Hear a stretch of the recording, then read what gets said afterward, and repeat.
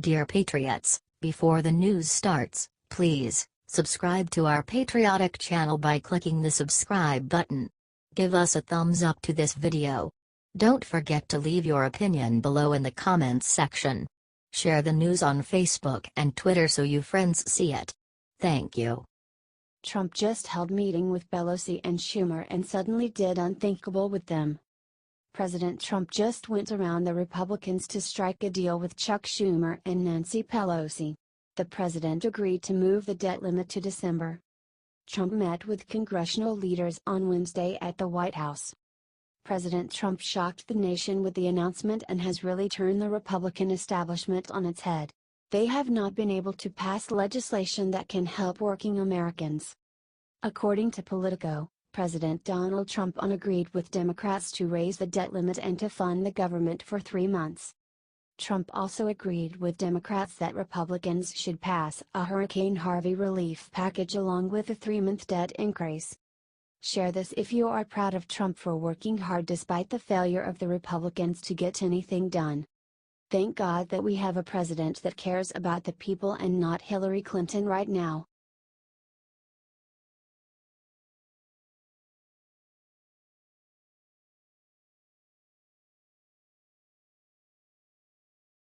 Seconds after The View host Joy Behar attacked Sarah Sanders, Sara hit back hard.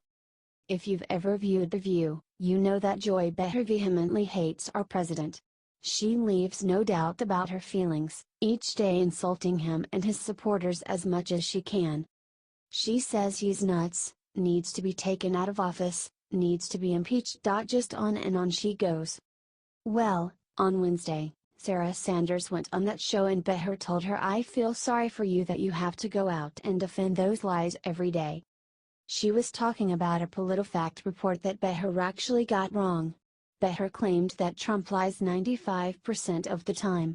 Here is a link to what Behar was referring to and I invite you to check it out yourself, while duly noting that it's from the Washington Post and giving it its due worth. The point: Behar was calling Trump a liar, while distorting the truth herself. To which Sarah Sanders retorted, "The problem with that, Joy, is that you are doing exactly what we are talking about and pushing a false narrative." Behar, learning nothing, came back saying, "I feel for you," and repeating her false narrative. If you are sick and tired of these bitter haters skewing the truth, please get this shared all over the place, and comment way to go Sarah. The Daily Caller.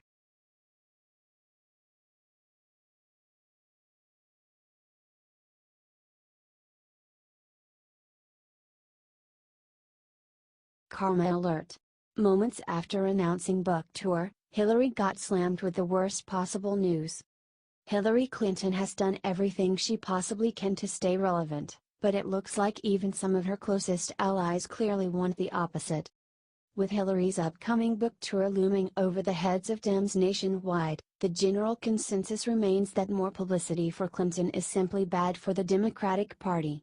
This obviously came as an unbelievable shock to Hillary, but most people involved are tired of rehashing her loss in November.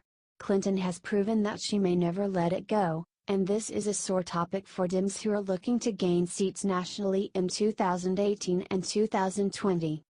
Maybe at the worst possible time, as we are fighting some of the most high-stakes policy and institutional battles we may ever see, at a time when we're trying to bring the party together so we can all move the party forward stronger together, Democratic Representative Jared Huffman of California told Politico.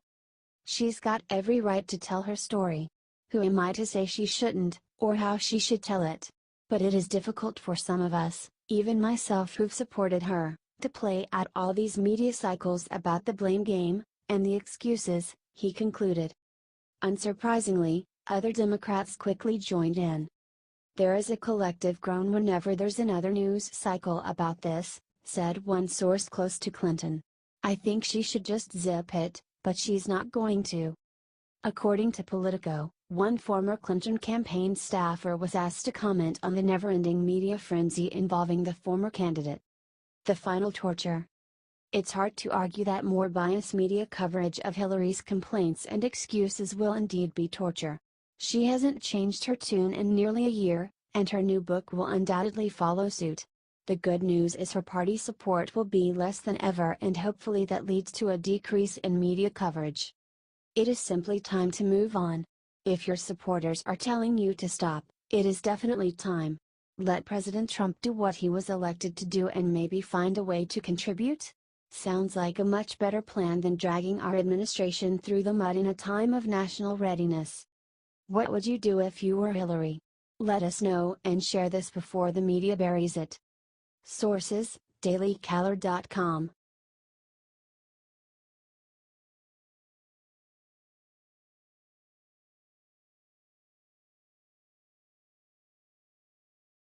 Ivanka just did what nobody expected inside the Oval Office, leaving Congress stupefied.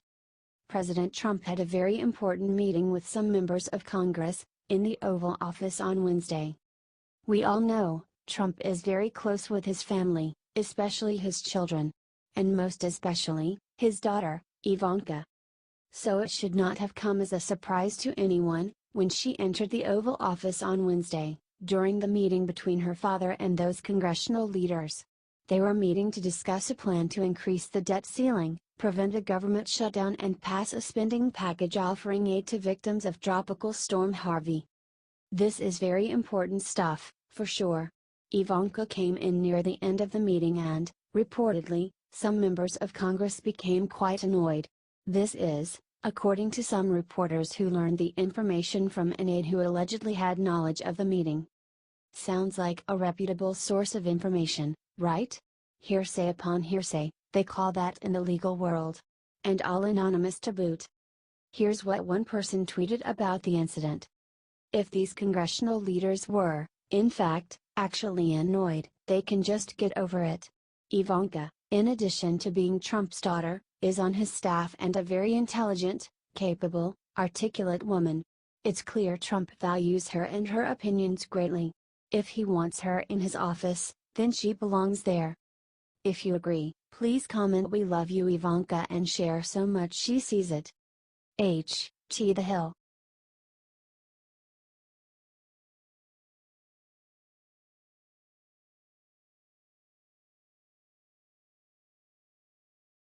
She's in for IT. What one of her former IT workers is about to do has Debbie Wasserman Schultz freaking out. Hina Elvey, the wife of former House Democrat IT staffer Imran Awan, has agreed to come back to the U.S. and face bank fraud and conspiracy charges after leaving to Pakistan earlier this year.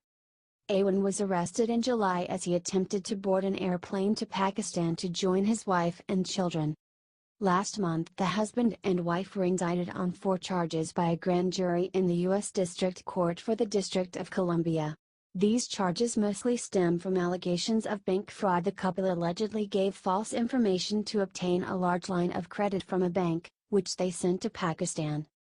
Apart from the bank fraud charges, Awan, Alvi, and other IT aides have been under investigation for allegedly stealing equipment from House Democrats, improperly accessing computer systems, and double billing.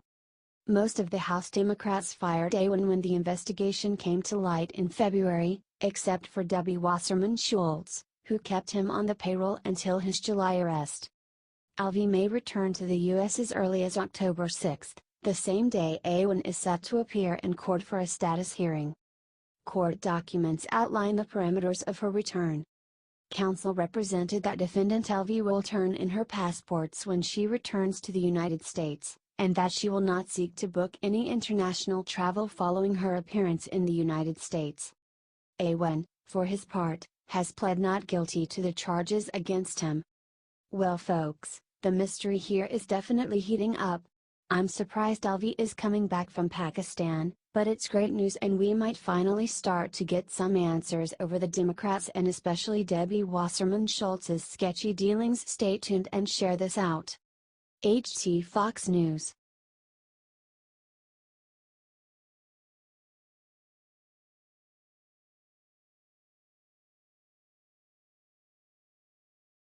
While speaking in North Dakota, Trump turned and did something that has Democrats crying. President Donald Trump held a rally in North Dakota on Wednesday in support of tax reform. The liberal Senator Heidi Heitkamp flew with Trump to the event in North Dakota. Remember, Trump won North Dakota in November with 36 points. After today's tax reform rally, Trump called up the North Dakota lawmakers on stage to support his tax reform. President Trump also vowed to cut taxes for the working class in America.